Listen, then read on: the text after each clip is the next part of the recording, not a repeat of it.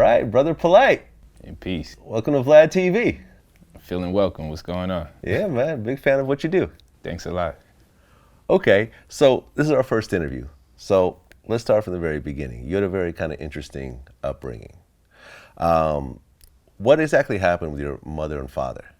Well, my father, he raised myself and my sister up until the point of age 8. Then he walked out on us. My mother, she died the week that I met her. I met her when I was 17 years old, and I didn't know she was suffering from cancer. So I had my 7 days with her, and I never really got a chance to expound on some of my discontentment with her not being in my life, because though she wasn't there for me, I had to be there for her. Mm-hmm. So she passed away when I turned 17. In between that time, I was in shelters, group homes, homeless at one point. Of course, joined the gang, Crips, from Brownsville, Brooklyn, and that's kind of how that whole thing worked out. Wound up being locked up for murder, attempted murder, and I found my way through, transcended all the adversity, and became conscious. So your mother left early on, or? Yeah, well, what happened was my father was a bit abusive. Okay. To what I can gather, because I didn't know much about my mother until I got older. Mm-hmm. And it was said that my mother would die if she had me. And they believed, because of the violent interactions from time to time with my father and her, that perhaps my father may have intimidated her into having me. But my father's mother, my grandmother, who I was raised by, for the most part, that I call moms, she later told me before she died, when she was in a nursing home, she told me that my father was the one actually saying abort me. And my mother did everything she could do, despite both families saying to get rid of me, to have me. And then once she had me, she gave me over to my father. Okay. Yeah. And your father was around until you were 8, and then he left. He left. He lost his job. I believe he's depressed. He suffered from alcoholism at the time, so he's a bit violent. And I believe he was overwhelmed by the social pressure of not being able to respond as a man in the household.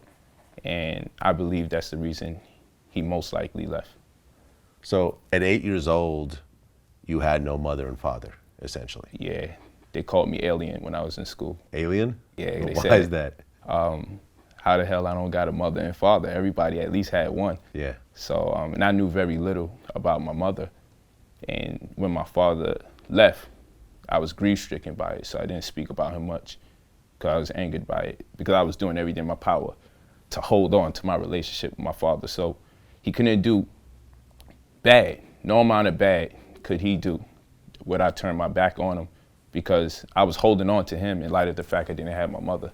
So despite his transgressions, everybody else may have judged him, but I just did what I could do to let him know that I embraced him. And so when he left, I was plagued by it, because as much as I forgave him for whatever he did wrong, it still wasn't enough. He still would wind up leaving. Yeah. What was it like to meet your mother for the first time? I mean, you were 17, right? Yeah. It was kind of wild. I met my mother through Dennis Byron, all right, who's my publicist now. And I was walking down the block, teardrop on my eye, flag on my head, and he looked at me and he's like, yo, your name is Michael. And I'm like, all right, lucky guess. You know, I'm in my own world. And he had just moved into the community I was in. At that time, I moved to the 90s. That's like on Rutland Road, Brooklyn, New York, Southern Rutland Road. I was living on Rockaway Parkway between Winthrop and Rutland. But I was in the 90s. That's what we call it, the 9 ounce. And so what happened was I bumped into him walking down the block.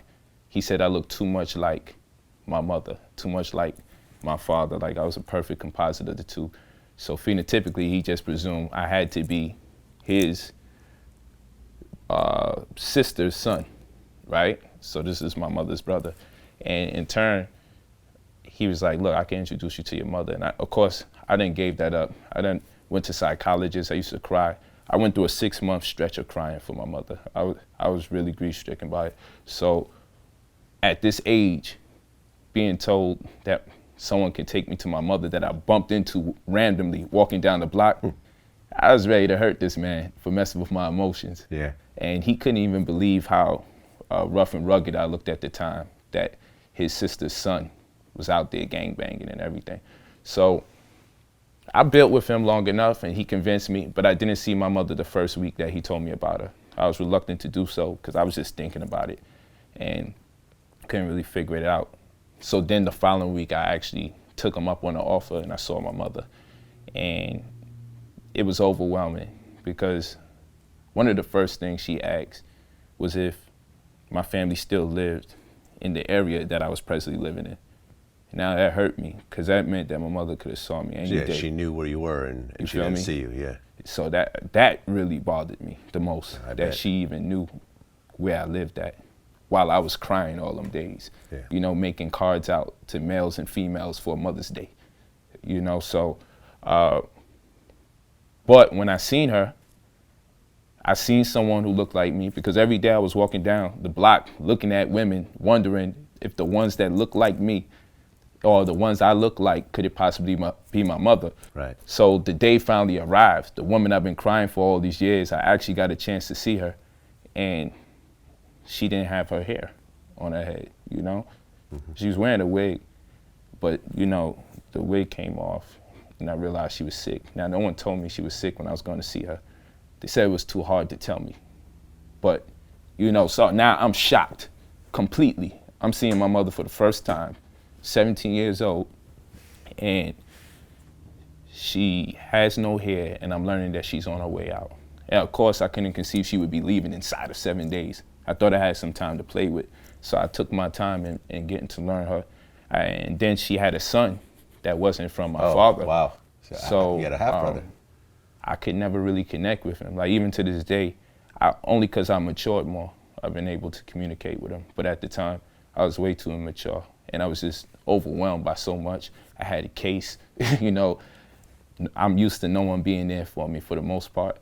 My sister was doing time at some point or the other. She was doing a minimum year and a day from stabbing somebody and hustling and all this other stuff. So I was taking care of her son, my little nephew, to make sure he doesn't get caught in the system while I'm a child myself. So I've learned to kind of make it happen. I managed to wind up getting some kind of house, working out a deal, paying somebody off. And so I had a complex, like I don't really need nobody, right? But I broke down when I saw my mother, because I looked like her, but the sick version. That's what I was looking at. And I wasn't prepared to see that. So to not see somebody that created you, the womb from which you derive, and then to find out no sooner than you meet them, they're gonna exit again, it crushed me, you know? And it developed a lot of psychosis for the most part in me that would take a lot of years for me to really understand or assimilate, granted the information that I was confronted with later. Absolutely, man. It's definitely a very, very hard story to even listen to. So at what point did you start actually joining a gang and joining the Crips? That happened early. I was coming from 94th Street and Rutland Road. There used to be a bar over there. I was mad young. I used to always go to the bar. I was always allowed in it. The hood let me be there, right? And it's real cool. What happened was, not too long prior, my mans and them was making fun of me because they was talking about their sexual engagements with women. And, you know, I was trying to play along, but they could tell, like, I never really had sex. So they started making fun of me, and I'm like, yo, I had sex before, you know? I had sex with women before. So they like, yeah, you got your head done. You know, they asked me questions, right? How did you feel? And after a while, they was like, man, we know you BSing. So they found the neighborhood freak and got me on the rooftop. It's freezing out there. My ass cheeks freezing. I don't know what to do. You know, I came quicker than a motherfucker. You know what I'm saying? I didn't know what to do. You know, I just said, yo, we gotta stay up here for a little while. So I wound up building with the sister for a long period of time. And, you know, came out, my chest protruding, acting like, you know, I put in pain. And so, you know, to convince the homies. And I wound up having a little something relationship with her. And she taught me a lot. I didn't know what I was doing. But I always connected with that sister because she helped me through the corridors of manhood. I didn't have a father teach me about sex around me. Yeah. You know, at 8, it's kind of early, right? So, and I definitely didn't have a mother around. And then I didn't have no parents in general at a certain point, being in the group home, in the shelter, juvenile detention. So, you know, my path, I didn't have adults around me really teaching me. All I had was people in the streets teaching me. So at that point, needless to say, the hood was responsible for me getting out the V spot, so to speak. You know, thanks to the hood, I actually had sex. So I always embraced the hood. My milestones came from gang members, right, in my life. So that had me in a space where I'm like, yo, I'm really about to join these brothers. You know, I got me some ass on the strength. Dealing with them, they put me en route. So that was one thing. Then later on, what happens is they would allow me to go to their parties where, you know, it used to be kind of like a strip club, so to speak, but ghetto, you know, basement bashes. So it'd be basement parties in the 90s, very dangerous shit. However, there was like opportunities for prostitution in there. And I would help collect the money. I was young, but I was so cool with the homies that they let me collect the money, turn it over, the women do their thing. So that's what I'm growing up in. And so that relationship strengthened too, because I started making a little money. And so I was allowed to go to this bar over here on 94th Street, Rutland Road, with a lot of good people, and from the hood, of course. And in turn, I was walking home one night. I just got this chain. I spent $550 on it. It was on layaway for like forever. I laid it away at downtown Brooklyn, Nevin Street. This is our shopping area in Brooklyn, right? Mm-hmm.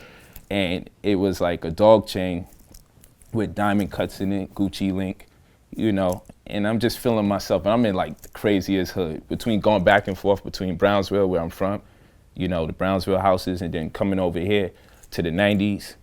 It was like the worst hood to try to wear jewelry. But, you know, I'm in the in part of the crowd, so I'm like, I'm good. You know, the way we asserted ourselves was, if you tuck your chain in, that you was ass. So my chain is out. I gotta make a public statement. It looks good and it's out, so I must be connected. That's the mentality. So it's late, and I get this sense I should tuck my chain. You know what I'm saying? I'm only like 12 going on 13. Knicks just lost. I think Ewan messed up the finger roll or something. I was in there because of a Knicks game for sure. So I left after the Knicks game was over. So I'm walking home, and somebody's like walking behind me, and I look back. You know that vibe, if the jug ever got pulled on you, when you look back again, they closer, right? You know what I'm saying? So then next time I turn around, he's like, yo, run that chain. And I'm like, yo, I just bought this. And you know, I didn't know what to say. Like, I literally had make a difference. Like 72 hours. Like, I didn't have it long. Right. You know, and then he took the gun and shoved it in my mouth. My chip's still tooth to this day. So I'm like 13 years old when this happens. Shoved it in my mouth.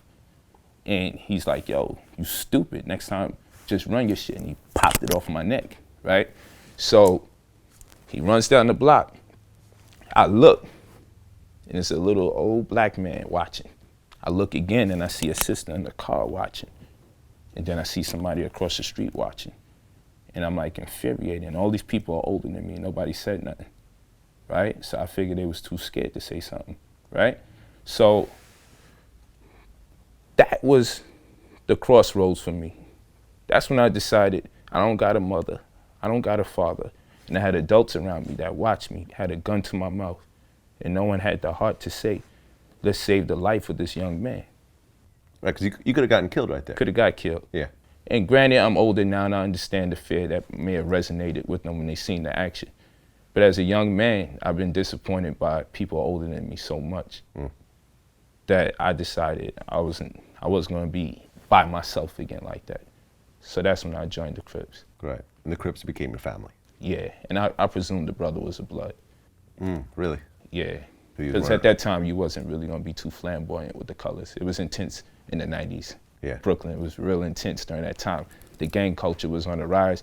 I mean, I was around low-lifes and baby Deceps, Decepticons, and everybody. Yeah. However, the climate of gang membership was on an all-time high in Brooklyn, as far as the Bloods and Crips were concerned. So it was like, to not be part of one was partially in part or by default being part of a gang in itself. So it was a matter of time before I was going to join anyway. So I joined the Crips, and from that point forward, I flourished. You know, I always had to be a leader one way or another. It's in our DNA. So I just was leading people in the wrong direction. I worked my way up and put in some pain. Now, you actually got arrested for attempted murder? Yeah. Okay. Can you talk about that situation? Yeah, that's the last one, the most recent situation I went through. I was part of a community organization that one of my wives is the daughter of the leader of the community. And it was just a lot of trouble back and forth. The leader gave me one of the buildings to run, and it was just a lot of chaos. The children felt they should inherit the building of their father. And I'm here like, yo, the man gave me the building to run, and he gave me other responsibilities, and it was being overridden, and it was people in the community making sure that I don't get that space in leadership. They made my task very hard, and it created a great deal of contentions and the drama between the biological family and myself. It just wound up, it started to escalate so much that in turn, when guns is being pulled out on people or people are threatening people, one of the brothers got shot in his head. And because I called for the meeting to have with the brother, and he got shot very shortly after the meeting. Of course, I was blamed for the shooting. Okay. So I got locked up for it. This was during your gangbanging days, or this was afterwards? I was still gangbanging, but I had 1 foot in, 1 foot out. Yeah. You know, because at that time, my teacher's the one that actually funded the teardrop to get off my eye. Like, he funded the laser surgery. Oh, okay. So you had a teardrop where? Right here. On my Right there. eye. So he actually funded the laser surgery for it to be taken off. And, you know, for me to be a leader, he was like, yo, come on. You know what you're doing. So I was still gangbanging, but I was more growing into the consciousness than the gangship. And then trying to find a way to communicate to my brothers that pretty much raised me in gang culture since I was young, like in my 13-year-old age, up until that time, like, yo, you know, coming to this consciousness, this guy is like phenomenal. So it's just a lot of conflict, man. There's a lot of conflict even in conscious communities and organizations, because everybody's trying to find themselves and establish their identity. And en route, we still have ghetto mannerisms and bad habits that in turn create more contention within ourselves than the people outside of us. And if we're not right inside, it's not going to be right outside. So all that kind of chaos was transpiring en route to more knowledge. You know, I just thought everybody was going to be perfect and righteous. I had no idea over time that we still would have some of the same character flaws inside of great organizations that we were confronted with outside of great organizations. So you get charged with attempted murder. Yeah.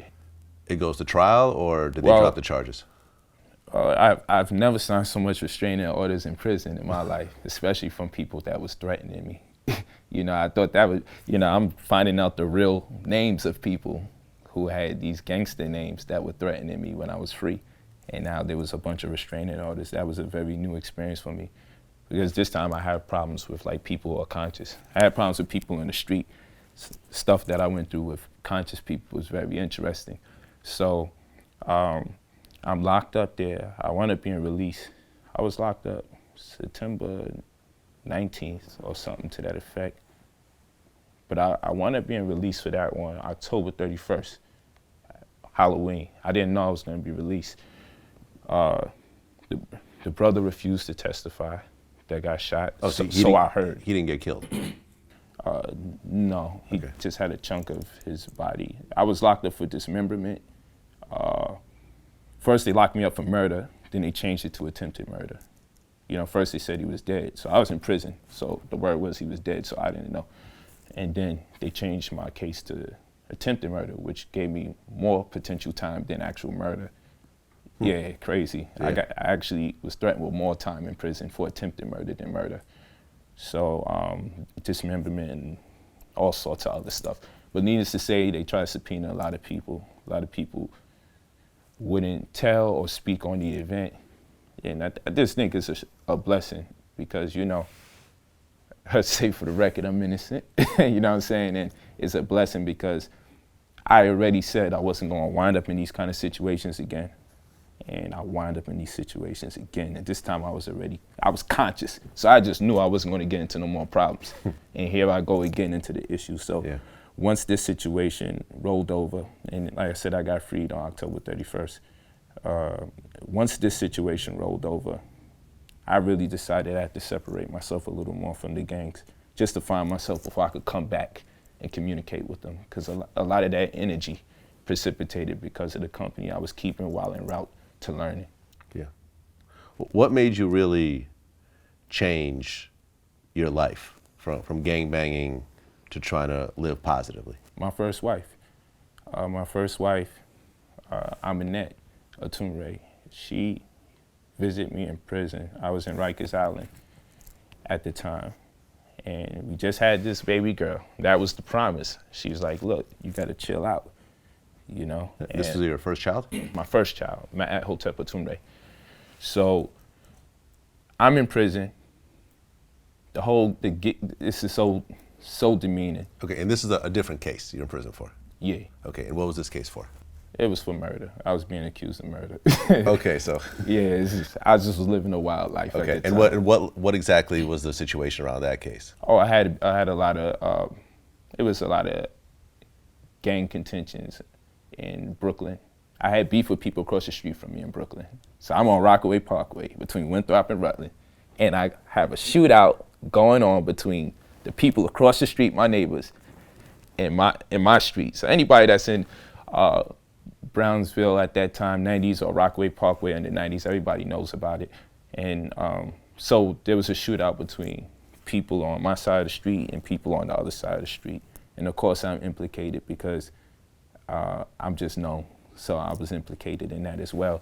And so I'm locked up and my wife comes in with my daughter, Matt. She's like a baby. And my daughter hugs me. She's never hugged no one before. She's a baby. So Yeah. her first gesture to hug somebody happened in prison, and it was me, her father.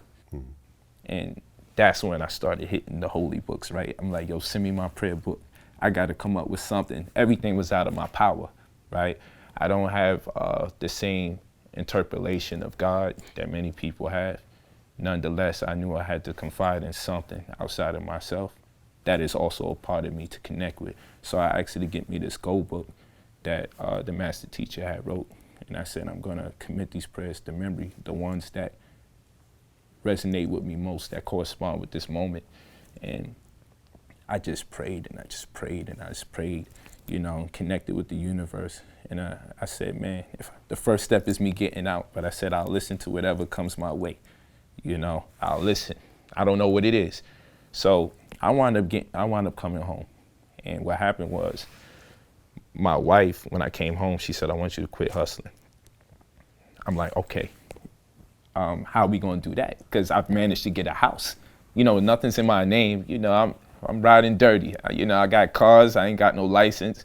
I'm making it happen though, I'm feeling myself. Right. So I done dropped out of school already. I dropped out 10th grade. And I'm like, how you expect me to keep up everything I got going on? Well, she said, I got 2 jobs for you while you was in prison. 1 check is for you and 1 check is for me. And it obviously it's not going to amount to what you used to making in the streets.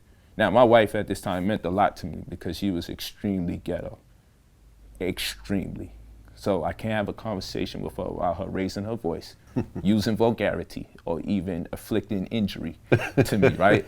So for her to arrive at this particular point in her life, where this ratchet sister would decide that I'm willing to work 2 jobs, this paranoid sister, this sister who thinks I'm cheating left and right all the time, for her to decide that she's willing to divulge her time or invest her energy into 2 jobs and give me 1 check until I find myself. And if need be, she'll give me some of the other check. It's a true story. I was elated and flabbergasted all at the same time. And so I said, I'm gonna give it a trial run because you're gonna turn on me eventually. I know it. But I'll fall back. If you keep working those 2 jobs and giving me 1 check, I'm gonna find my way. I'll do it. So I made that deal with her. And you know, I snuck a couple times and still sold some crack. I mean, I was making weight at that particular time, so people can cop the work from me as well.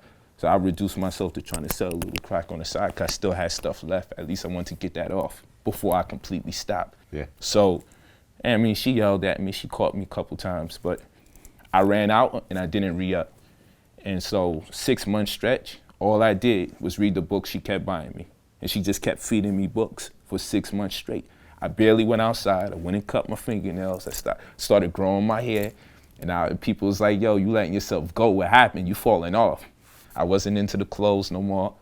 I was just trying to find myself because I promised her this is what I was going to do in my life. Well, you guys have a baby now. Yeah, we have a baby. So the focus of your life is now completely different for the both of you. That's a fact. Yeah. And I changed. That's how I got conscious. Yeah. When I saw that she saw something in me that I didn't see in myself, it scared me. And I realized I had to find a way to access what she saw in me. You talked about religion. Yeah. One of the things that you mentioned before in another interview is the most destructive thing that's taken place in the black community has been the religions that's always been introduced to us. That's a fact. Explain that. Well, oftentimes when we look at religion, they don't give us an opportunity to study the historicity of the place or the geographical locale from which the information derives. I oftentimes find that many of the religions that our people make subscriptions to, they was confronted with those religions in light of them being oppressed by the very people who presented the information to them. And when I ask people, when was the Islam introduced to us as a people, or when was the Christianity introduced to us as a people, or when was the Judaism introduced to us as a people, or just the books in general, we oftentimes find that it was introduced to us while being in a state of servitude. And when I ask, can you show me when it's introduced to our people, void of being in a state of servitude, it's moot. The opportunity to suggest to me otherwise is moot. When we do a philological perusal of these corpus, religious corpus, or these texts, and we ask, like if the Quran says that Allah gives you the book in this language or Arabiya, it sounds great. But then when we undergo the philology of the corpus, we find that the contents of the book was written before the language evolved. So there's no Quranic Arabic, right? Before the Quran. There's the Quran first, and it's written in Syriac. And we even look up the words, and if we go into the etymology of these words, or we do a thorough philological perusal, we see that it was written in Karshuni, which means they didn't have all the letters to transmit the information in Arabic because it didn't evolve yet. So they borrowed other people's scripts or figures or characters in order to transliterate the information. And in turn, we see that if we go into the Christian language, right, we'll see if we study the Peshitta, New Testament, written in Syrian, right, not written in the Greek that many people think the New Testament is originally written in, we see that Christians called on Allah first before Muslims called on Allah. His name is in there several times. The Christians worshiped Allah before Muslims were even spoken of. And in fact, there's no documentation of a Muslim until hundreds of years after Prophet Muhammad's death. We don't see no documentation or acknowledgement about Prophet Muhammad's life until 200 years after his death. Doesn't mean that he didn't exist. It just means if I try to sell you a story that exists 200 years thereafter, you would think it's suspect. But with religion, we pacify that. We'll be also told that Prophet Muhammad was illiterate, but the Most High gave him a scripture. Allah subhanahu wa ta'ala would grant this man a scripture. His angel Gabriel will come and tell him to ikra, or to read in the name of his sustainer. But he's illiterate. But then we look up the word for illiterate and we see the word ummi there. And we see that it's a homophone. So we know that this is a word that has twofold meaning, but it's pronounced the same way. And the word ummi means unlettered or unlearned in a scriptural language. So it doesn't necessarily mean he was illiterate. It just means he couldn't understand the language in which the information was presented to him, presuming that he even existed in the first place. But reading and comprehension is lacking in religion, and it's not strictly enforced. to learn the language that these religions have their inception in. And thus, I believe that is the mechanism for being able to control people. And if they go for it, then you know you got them. So now you got a whole bunch of people saying that an illiterate man was endowed with something to read and convince everybody else to read it. Only religion could create that kind of ideology. Also, I've traveled the world to go to the places that's spoken about. And you go on my Instagram, you go on my Facebook. I've went to King David's temple. And then upstairs is where they say that Jesus had his last supper. And then you go a few blocks down and you say, okay, what else is going on here? You find the place where they say God laid the first stone to create the planet Earth. Jesus was by the Mount of Olives and he looked over there. Talking about Jerusalem. Jerusalem. Yeah. I've been to Jerusalem. I've been there too. And I stood in the space where they said God created the world, which is also next to the Dome of the Rock. Yeah, that's the dome. Well, it's in the Dome of the Rock, right? It's inside. Yeah, inside the Dome temple, of the Rock. Yeah. which is, is like this close to each other.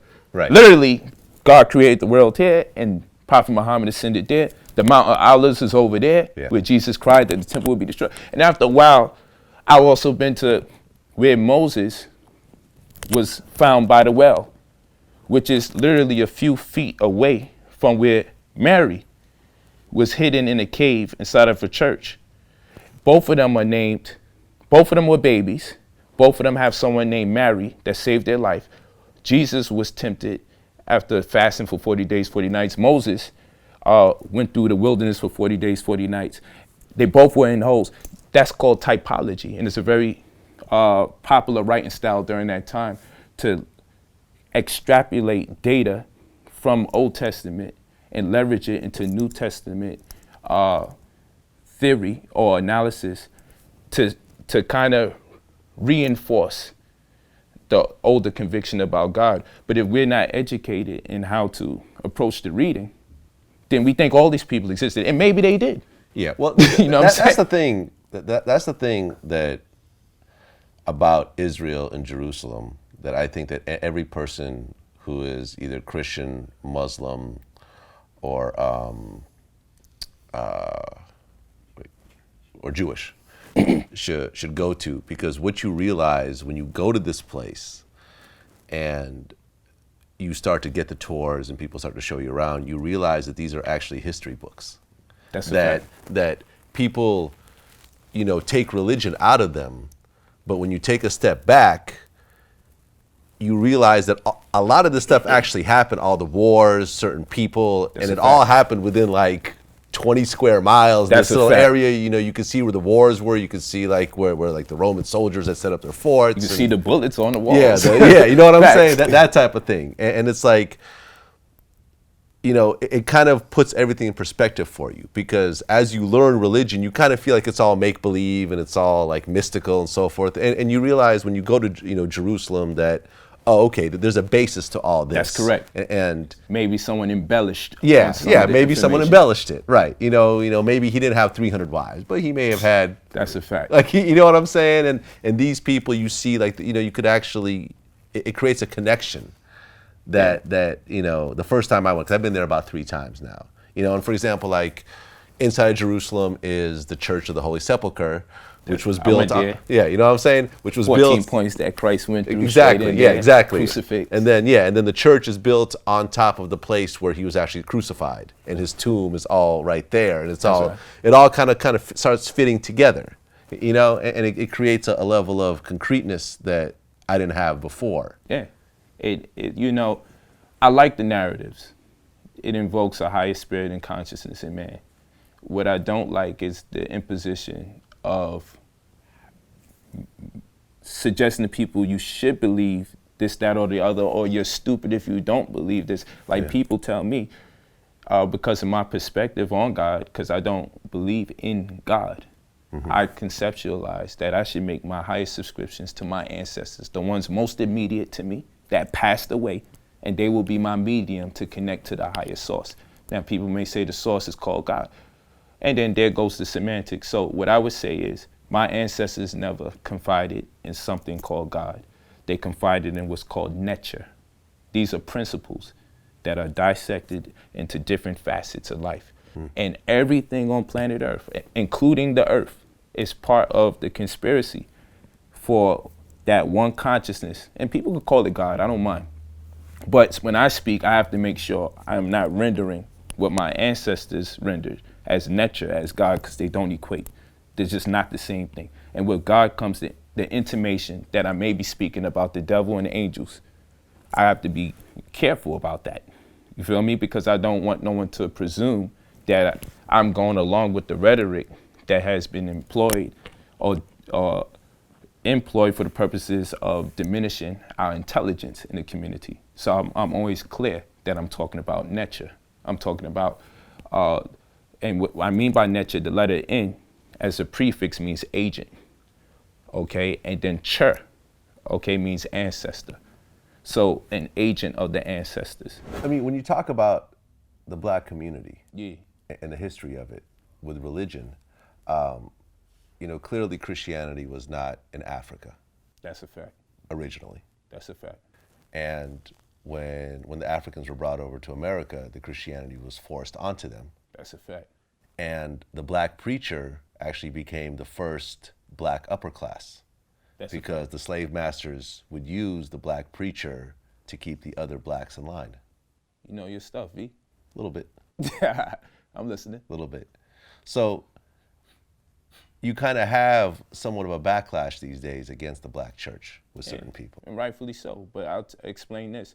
When people tell me, you know, look what Islam has done for the black man in America, you mean the innovative aspect of Islam. You couldn't mean actual Islam, conventional Islam. No, we're suffering from what's called an acculturation process.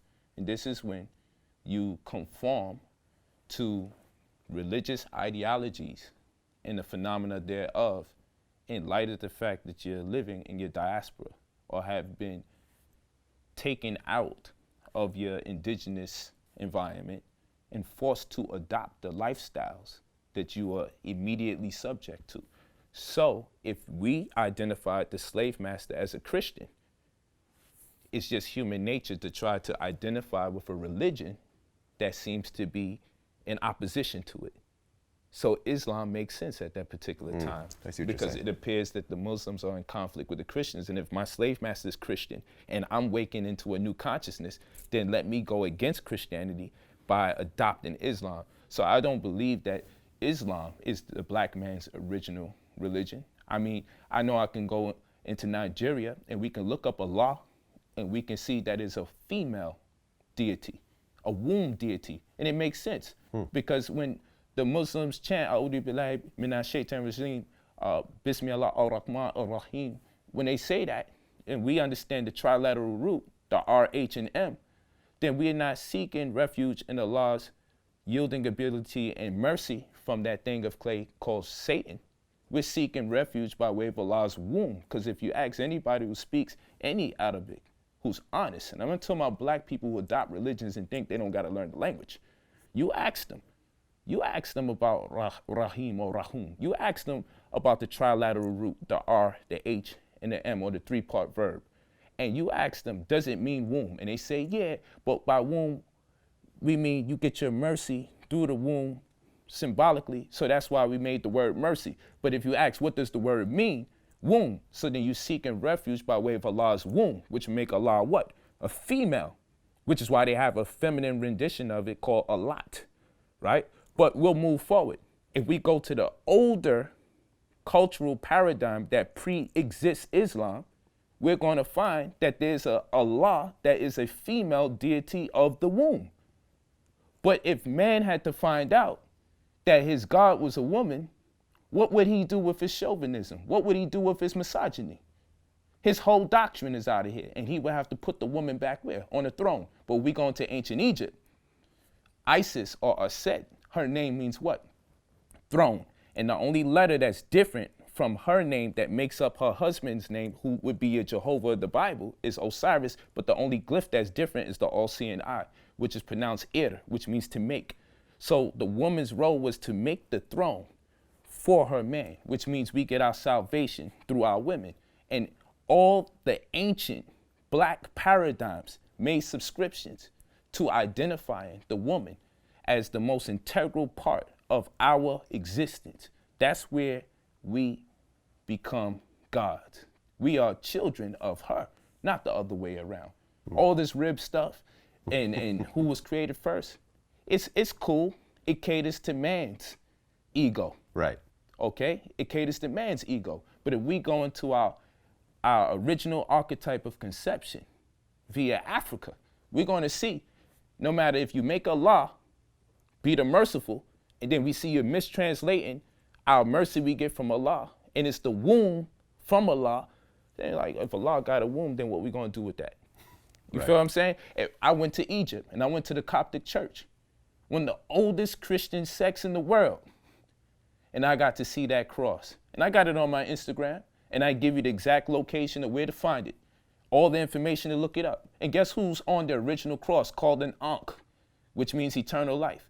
It's a black woman with an afro. So what would we do if we found out that we got eternal life and our salvation through a black woman instead of the white man put on the cross? What would we do? Right. I mean, will we turn around and then say, hey, let's worship black women? Because no matter if I go to Islam, Judaism, or Christianity, when we see that even in the Vatican, they worship a black Madonna, no matter where we go, we keep seeing the worship of black women. If we look at a mosque, we want to call it a mosque, but we don't want to call it a nipple.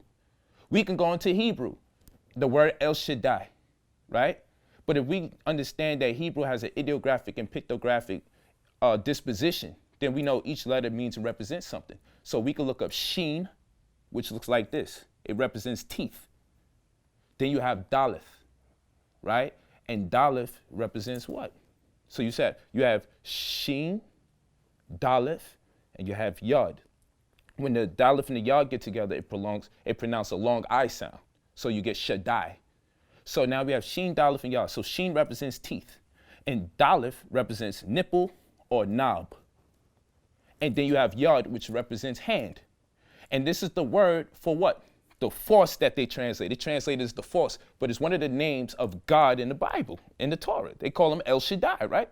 So, and El means power, right? So the power from what or of what? Well, if they calling God El Shaddai, it's very interesting that they should call God El Shaddai. Because if we break it down based on Hebrew, ideographic and pictographic terminology, Sheen represents teeth, Daleth represents nipple or knob, and Yod represents the hand. So where do you see teeth on a nipple and a hand? Breastfeeding. So they identify God through the convention of breastfeeding. Why? Because you get something from your creator that you can't get from no one else. It's called colostrum fluid. Colostrum fluid is this yellow liquidy fluid that you get primarily inside the first 3 months of breastfeeding. And what it accounts for is the consciousness of the child. It enhances the immunity of the child. It enhances the digestive system of the child. And if your digestion was doing very good, but your intelligence or IQ was low, then that colostrum fluid, what it does, it equalizes it. It brings you up to standard. It's made exclusively for the child that it was made for. So we get something from our creator that we can't get from nobody else. Hence the reason why they would identify God as Shaddai and why they would build monuments that have breast shapes on top of it and call it mosque, but put a nipple on top because we was venerating the procreative abilities of the woman. But what would we do if we found out this was all true? We'd just go back to worshiping men. But you see, as a man, I worship women. Yeah. Well, I mean, even when you talk about the black woman is my God. That's who I worship. That's my God. She's the medium to which we come here on the physical planet. I'm not saying that she created all of this. I'm saying she's part of all of which we see created. To disrespect her is to desecrate the womb from which we derive. And to do so is going to bring on the burdens that we subject to today. We make our happy wife, happy life. That's what they say, right? You turn on these women and you're going to have hell. It's not a man's world. Well, you know, when you talk about even the Jesus thing, you know, when in American society, Western society as a whole, when you see the depiction of Jesus as a white man, as someone who's been to Jerusalem, who's been to Egypt. And Ethiopia and South Africa. There are no white people in that region. Yeah. You know, just based on the climate alone, it's not designed for fair skin and straight hair and so forth. So there's no way that Jesus could have been a white man. It's just not possible because there are just no white people in that area. But yet, when you look at the popular depiction of Jesus, It's a white guy. Long, straight hair, even though it says hair of wool in the Bible That's and so right. forth. And you're gonna have black people say it doesn't matter. Doesn't matter what race he is. But everybody else is gonna have a deity made in and after their image and likeness, except for us. Yeah. And then the worst part is, after we adopt the new color, is the narrative accurate? And do we even care to peruse through the narrative? You feel me? Like if I go to Matthew chapter 1, verse 23, and I see the word virgin there, and they talking about Emmanuel and Jesus being born, and then I see the word virgin there, and then I go into a Greek concordance and I look up the word virgin, and then I see in the Greek that the word that they're using for virgin just means an unmarried woman. Then the Virgin Mary isn't necessarily, it changes the represents a immaculate conception. Yeah. It means a woman who was married. not married, Yeah. who had this child. But you know, I will get cursed at and I'll be disrespected. But I will also say, it's not me. In any one of the Bibles you choose to read, if you get one that has a corresponding concordance, you can look up the concordance number and you can see what the words actually translate to be. And thus, no matter what, if they say, not in my Bible, that's okay. But in everyone's concordance, it's going to have the same definitions. So it doesn't matter if your Bible or my Bible is different. Let's look up the concordance number from which these English words derive so we can come to our own definitive conclusion as to what this means and represents. And then when we look up the word, the virgin just simply means the unmarried woman. What are we going to do with that? Are we going to accept it now, that there was no immaculate conception as far as that doctrine is concerned? And then we got to ask, so then where did we get the idea from in the first place? African archetypes of conception. Now we're going to have to go back to Egypt. Now we're going to have to go back to even some of the Sumerian doctrine. We have to go back because this is where these people's information was grafted out of. And then they haven't been given credit for what they gave the world. You feel what I'm saying? And the people that took it didn't stay long enough to understand it. So we wind up giving birth to a bunch of misconceptions and they being perpetuated through different religious sects and denominations. So the concept is all about intuitive intelligence and objective intelligence. And this was expounded upon through R.S. Swallow-Delubis' book, Symbol or Symbolic.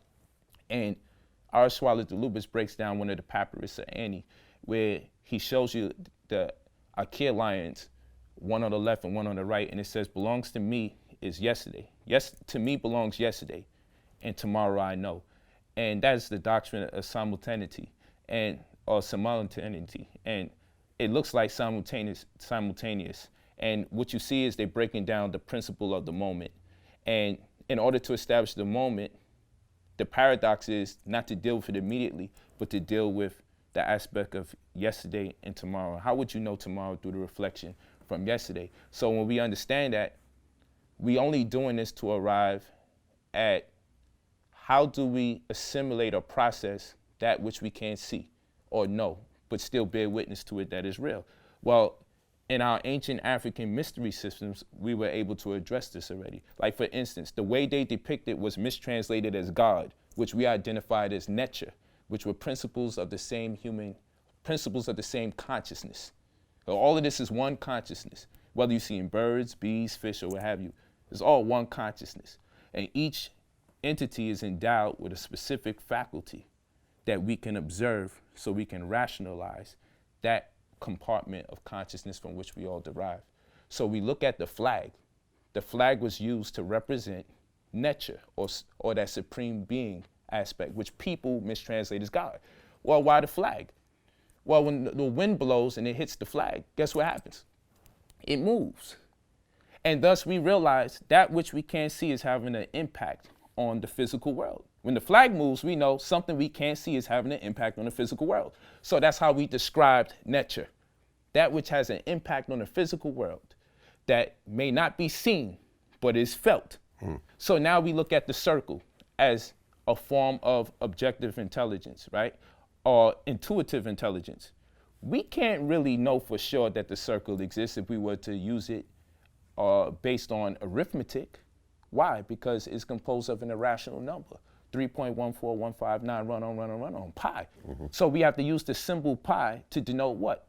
It's synthesis. The purpose of a symbol is to establish synthesis. Synthesis It's a collection of ideas that helps us understand the system at work and or the theory that it is beholden to. So we look at the square and we can evaluate the square, but we look at the circle and we have to feel a way about it. And what I mean by that is it is irrational numbers that determines the area of the circle, but that's intuitive intelligence. But objectively, we can take the apex of a triangle and draw a circle around the points of the three apex or vertices of the triangle, and then we'll get a circle. Or we can go from the center point of the circle, draw out the radius, half the diameter, and draw a circle around it. Then we could say, you know what, that also equals a circle. Then we could also understand a line is 180 degrees, and we draw an arc, that'd be 360. And then we could reciprocate the same, and that will, draw an arc, that'd be 180, and we could reciprocate the same, and that'd be 360. But if we were to try to use arithmetic, we would have the coefficient represented by pi,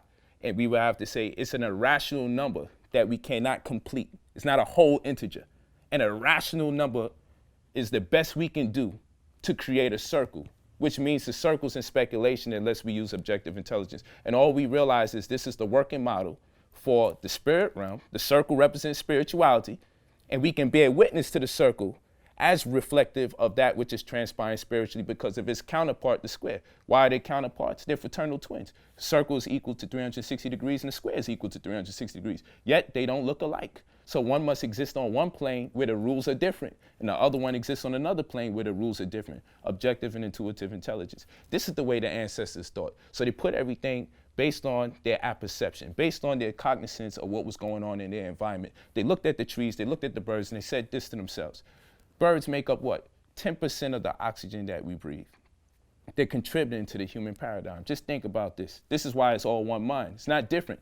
All animals on life is part of man consciousness. It's not one conscious. It's one consciousness. It's not broken up into the different divisions and sets that we see. So we look at bees, and when they can't find their way back to the hive, that's called colony collapse disorder, right? And our cell phones is doing it, and the wireless systems is throwing off their navigations. And what we're doing is compromising the integrity of our ability to breathe because they accommodate for 10% of that which we breathe in. So that's bees.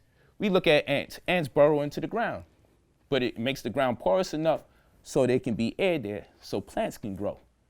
That's amazing. We look at a jellyfish that has no brain, but it's alive. But it consumes the microorganisms that had the jellyfish not existed in the sea. Anything that we eat from out the sea, whether it's fish or seaweed, whatever the case may be, we would die because of the jellyfish is not in the sea, consuming the dangerous, detrimental microorganisms that will kill us. The jellyfish are not there, we would die. So what's the model? What is the working model? Everything seems to be working in conformity to the better advantage of man to progress consciously. You see what I'm saying? It can't be by accident. You name anything on planet Earth, and I'm going to show you how it's connected to man. So man conspired these different events to advance himself, being part of a consciousness that bear witness to itself, which caused matter and antimatter to collide. And this is what I'm getting from my ancient Kemetic sciences. And I'm like, you know what? It's deep. It gives me chills. So I don't even though there's diversity, I don't set these things apart. I realize it's just one thing. So I don't undermine animals and I don't undermine the plants because I know that they're all working in conformity to advance us. And if we were to destroy ourselves through nuclear warfare, there's bacteria that have spores, right? So what they call them. And these spores create a shell that's encapsulated around the bacteria that can withstand any type of heat or any type of cold known to us. And all it does is makes two forms of DNA, one that exists outside of it and one that stays inside of it.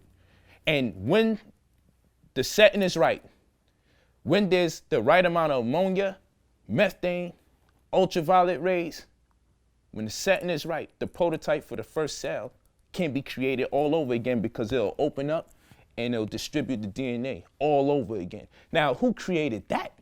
Now, we can call it God. I don't mind. I'm just saying when it comes to the original African archetype of conception, I want to use the words and the terms that they use because we genetically have an affinity with the tones.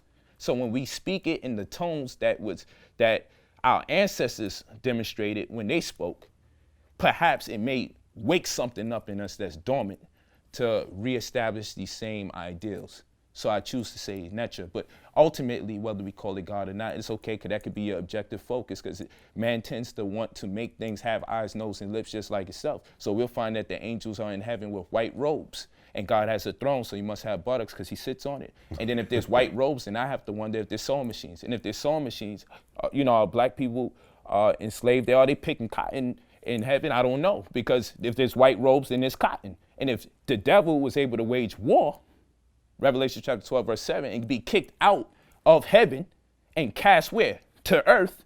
If he can take a third of the stars or a third of God's congregation with him in heaven, then, he's a very convincing dude.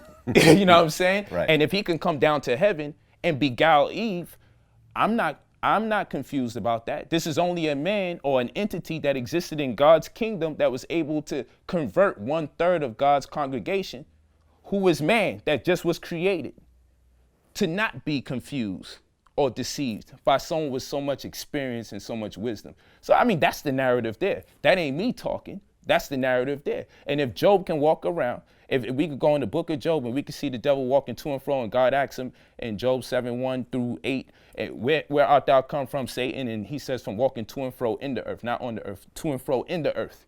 If he can do that and tell God, he just comes into his meeting with the angels, and God said, where you been this whole time, walking to and fro in the earth? But hold on, didn't in Genesis 3:14 he got put on his belly?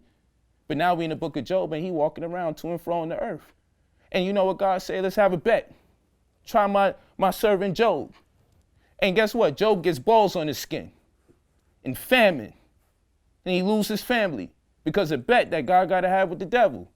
But this is what we teach our children. It's okay. And then we can sing Rockabye Baby on the treetop. When the wind blows, the cradle rock. Who's going to put their baby on top of a tree and wait for the wind to blow to see the cradle to rock, and possibly the child dies? Yeah. And then we're going to also sing Old MacDonald Had a Farm.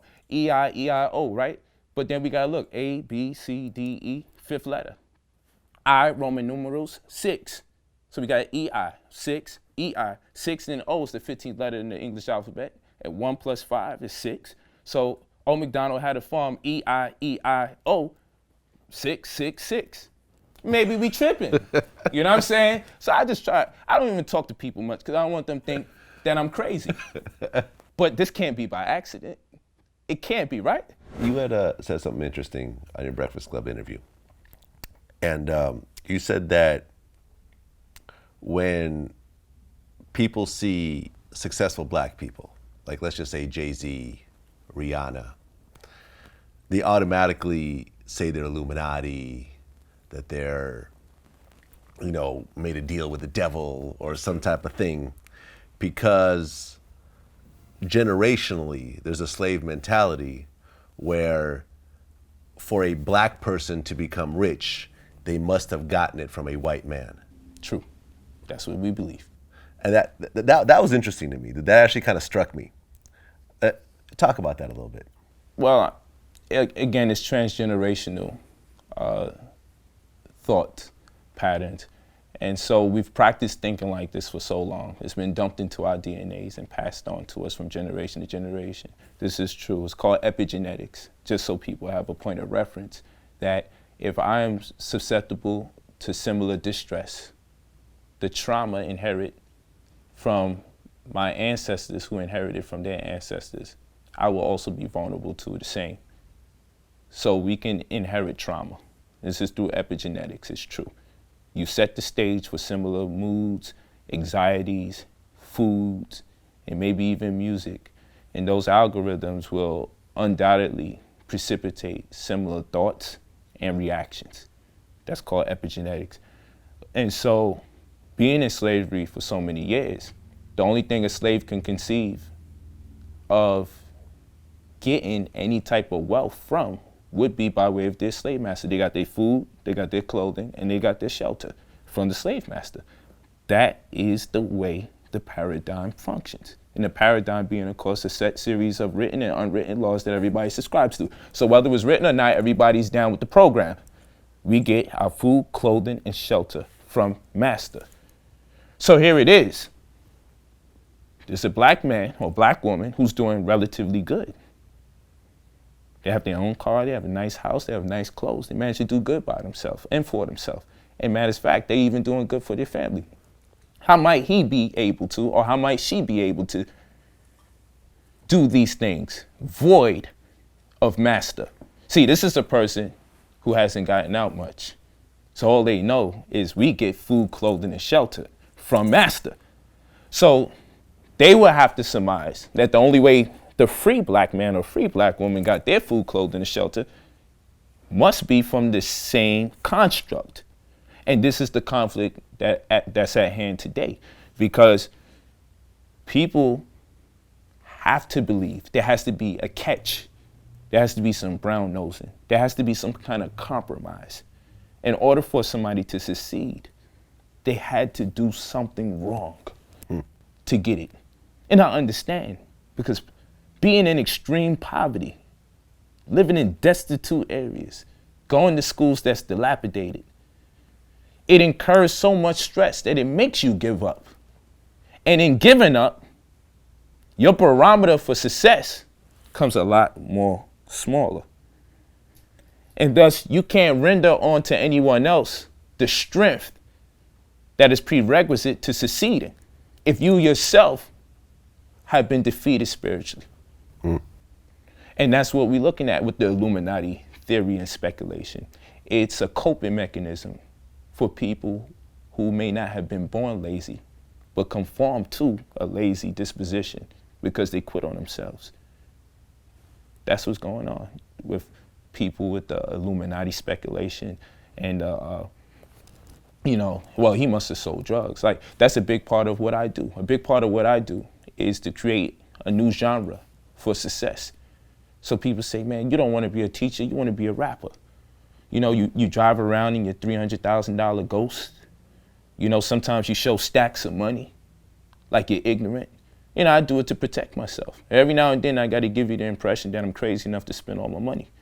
But secondly, which should be first, I do it so when you see me, your first presumption is he might be rapping, or he probably plays ball, or he's doing something in sports, music, and entertainment.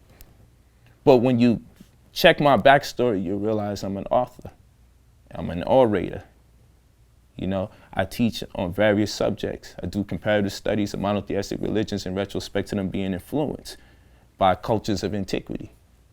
And therefore, now, when you see the nice car, you see beautiful women, and you see money, you don't necessarily have to aspire to be the rapper or aspire to be the ball player, and there's nothing wrong with that.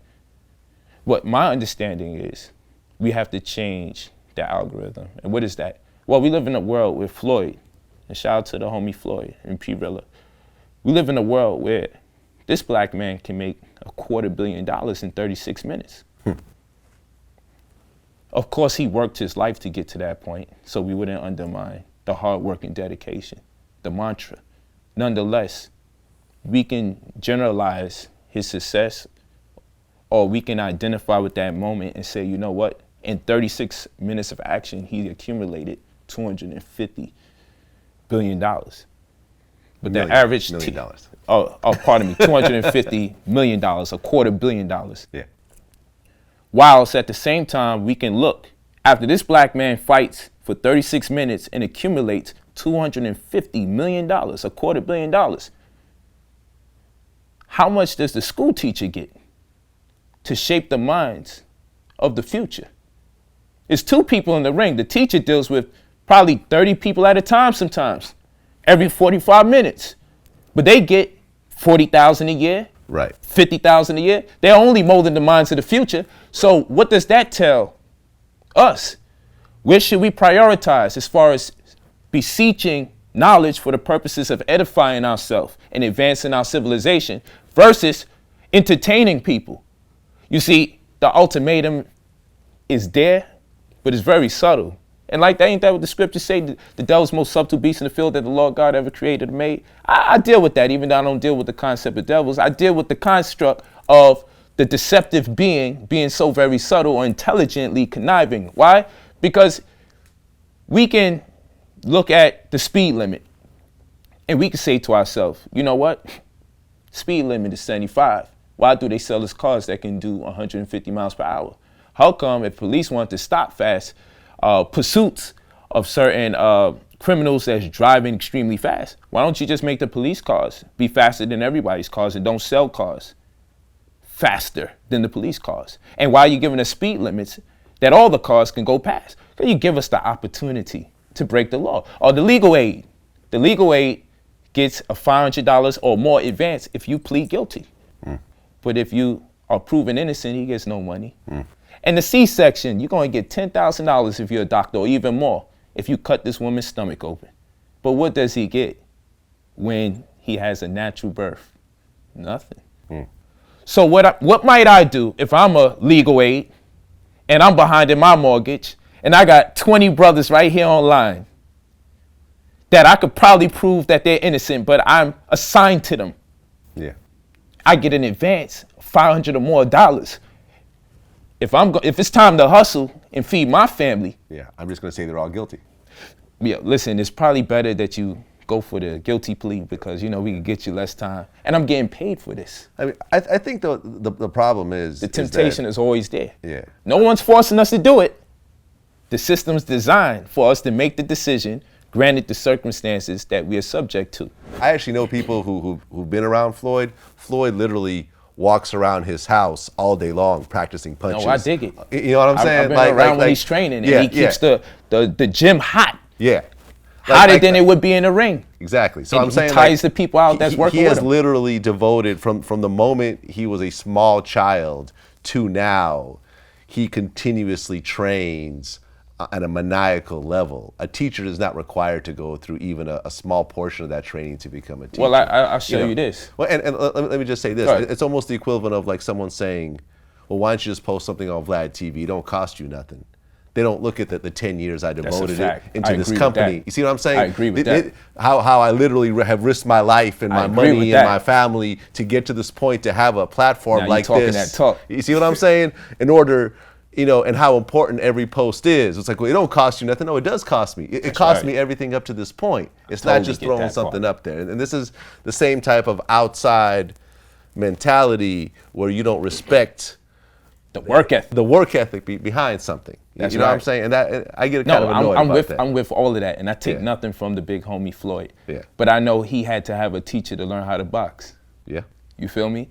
So when we looking at the teacher, it's the criteria of a teacher. Are we talking about someone that's just going to teach you arithmetic, or someone that's going to edify you? Somebody that's going to make me stop selling drugs. You feel me? Someone's going to make sure that I don't criminalize Floyd Mayweather's family. You feel what I'm saying? Because no matter how talented we are, no one is safe from ignorance. The teacher's job is to find out what's wrong with you. The teacher whose quest isn't just to teach you arithmetic that you can evaluate, but to make you into a better man or a better woman. You feel me? That's the teacher I'm talking about. Okay. I'm talking about the teacher that is concerned with the advancement of civilization. Yeah. Okay? But those people, no one's going to be motivated to put that into children if you're turning around and seeing that much more money going into people to just entertain. This is not a knock to the entertainers. The opportunity is there. Just like the speed limit, just like the legal aid, just like the people cutting these bellies open, telling all the women, oh man, you need a C-section when they know they're lying because they're going to get over $10,000. But there's also a lot of great teachers. You got to think about that. There's also a lot of great teachers who then become professors, who then become scientists, who then get Nobel Prizes and so forth. Like, the exceptional in any field tend to rise to the top. No, this is a fact, right? But look at this right here.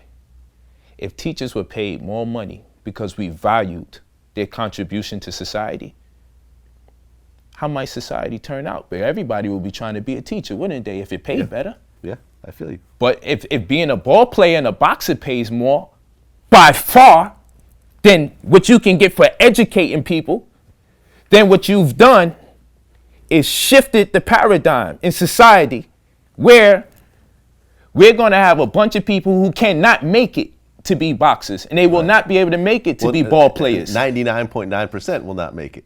Yeah, they won't make it, but Because guess what? there's so few slots. Education, though. edifying people and making them realize what it is they want to contribute to society. That's what we're talking about. We're not talking about just making money. We're talking about someone tapping into your potential. We're talking about what my wife did for me to make me realize I'm a better person. That's what good teachers do for people. Make them find something in themselves. Floyd had to be taught by somebody, but I'm gonna tell you something about talent in black people. This is some tricky stuff, and not just exclusive to black people, but I'm black, so I'm gonna talk about my immediate situation, but not just exclusive, because Conor McGregor and all these people fit into this category. I don't know how talented Floyd Mayweather is, and I don't really know how talented Michael Jordan is, okay? I don't know how talented 50 is. We know that they're brilliant. Okay, we know that they're autodidactic, meaning that they're able to learn outside of the convention of a normal curriculum and form where there's a teacher up there speaking to you. We know that. We know that they are ingenious. They've taken their genius to great proportions. But how talented are they really versus motivated? Because I'm going to tell you something. I believe because of the hardship and the stark circumstances that we're confronted with day to day, I believe he's fighting to stay out of poverty. I believe Jordan was shooting to stay out of poverty. I believe 50 was spitting those bars and taking it to levels that we couldn't even conceive because he already been shot over 5 times. Right. So I don't know if he's really that talented versus that much more motivated, because the people who make it to the highest levels, like we just was talking about, yeah, it's because of work ethic.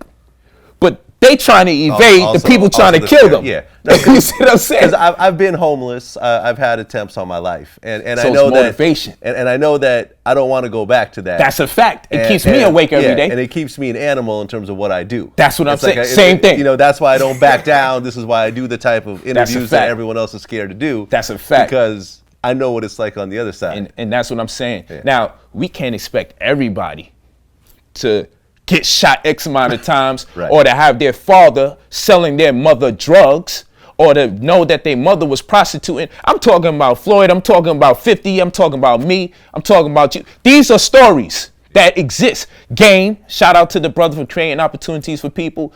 As far as Trees by Game, he got a nice program he's gonna create to help other people grow wealth through what they like to consume. So it may as well. Here's $1 billion industry. Black women are not even tapping into it. They're spending all their money into it. So I like the concept of what he's doing with the marijuana and having a dispensary and creating opportunities for people who indulge in it in the first place. You might as well make money off of it. So I just want to say that to my brother, Game. But I'm saying we got to look at this whole situation and say, man, the motivation is where the talent has its greatest inception. That is the impetus for the talent. Now I don't know what Floyd is like. If the drugs doesn't exist in his family, if he's not turned over to his uncle or turned over to the white man to help him out, from the white man back to his uncle, back to his father being in prison, back to the white man. I don't know if we still gonna see that Floyd. And I don't know if Jordan's not trying to escape the projects. Right. You know, and I don't know about 50 Cent if he doesn't get shot X amount of times. Yeah. The goal that he has, that he transmuted the same instinct and the risk versus reward concept. He transmuted the same thing he learned from the streets into business and then took risk in business. But that's learned behavior from trauma. Yeah. Right? So are we going to suggest that everybody has to go through trauma in order to be great? No, that's where the educators come in. Yeah. We need someone that can rile you up and put that into you, minus the trauma. Yeah. You feel what I'm saying? And that's why, and again, it's no knock to the brother. I love what they do. He knows I'm a huge fan of his. You know, every time we on courtside chilling and hanging out, Floyd, they know what it is. You know, P. Real and them know what it is. Huge supporters, okay? I'm saying that when society, like when they said Floyd can't read, I love Floyd. He'd be like, you know, if I got paid millions of dollars to read, how I do it? You see what I'm saying? I love that about Floyd because it's so honest. It makes us realize where society is going wrong. We want to make him the enemy because of all the money he's making. But he ain't create the scenario for him to make that much money in that span of time. He's utilizing his abilities to take advantage of the opportunities. So I would never get mad at him. Whilst at the same time, there's a very important question that comes up. How much more should people who don't educate or prepare our future to live and exist? I mean, if everybody's practicing shooting and boxing, and very few people are realizing that they actually have the intellectual capability or prowess or acumen to engage being an astrophysicist, something that we need. We're having a shortage of mathematicians, something that we need. Even if we was on an America patriotic perspective, at least encourage the citizens of America to engage these things more by making it worth their while, so you don't have to bring in people from other countries to contribute in these capacities, and then we'll cry and we'll complain about being unemployed. So yeah, it's my responsibility as a father to educate my children, but at the end of the day, if my child realizes, you know what, I got an opportunity to act, and it's going to give me this much more money so I can contribute to the world the way I would like, monetarily, versus what I want to do education-wise. You know, that's the ultimatum that we're given, and it's unfair to pay. And I'm not mad at the people who benefit. It's unfair to pay people who don't educate the future, to undermine them, and to give them such little pay when they got one of the most important jobs in the world.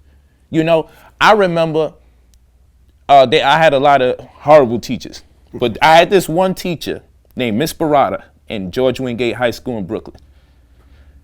When I cut class, I tried to avoid this white lady because she would come in the hallway with all my gang member friends while I'm dressing out. I'm cutting class just so people could see me in iceberg, top to bottom.